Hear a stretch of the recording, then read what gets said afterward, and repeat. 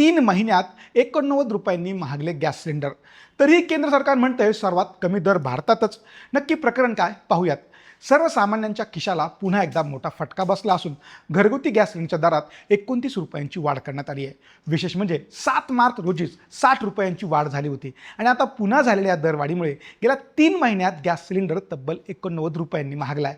या सातत्यपूर्ण दरवाढीने सर्वसामान्य गृहींचे घरगुती बजेट पूर्णपणे कोलमडून टाकले आहे, हे मात्र निश्चित. घरगुती सिलेंडरच्या दरवाढीनंतर मुंबईत 14.2 किलोच्या गॅस सिलेंडरची किंमत 941.50 रुपये इतकी झाली आहे.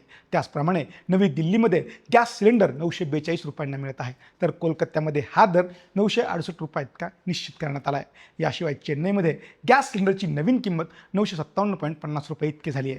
केंद्र सरकारच्या मते या दरवाढीमागे आंतरराष्ट्रीय कारणे आहेत. फेब्रुवारी अखेरीस पश्चिम आशियात युद्धजन्य परिस्थिती निर्माण झाली. त्यानंतर होर्मुझ सामुद्रीत झालेल्या अडथळ्यांमुळे आखाती देशातून होणाऱ्या LPG पुरवठ्यावर मोठा परिणाम झाला आहे.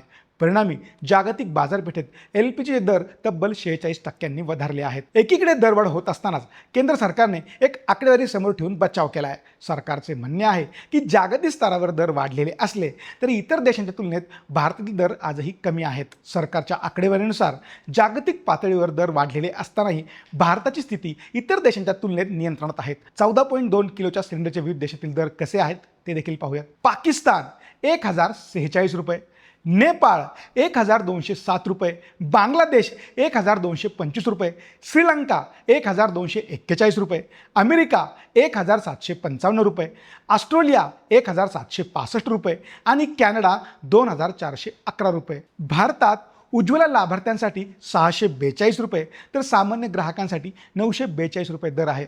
भारतात मात्र हे दर आजही तुलनेने कमी असल्याचे सरकारचे म्हणणे आहे.